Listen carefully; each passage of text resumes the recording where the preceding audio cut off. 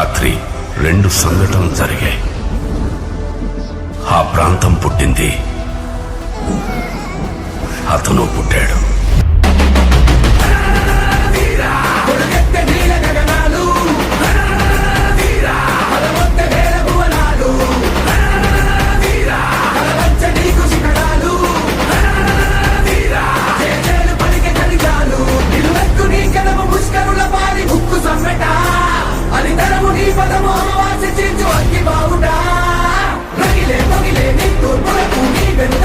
ఓదార్పు మా బతుకిదిగో నీ కై ముడుపు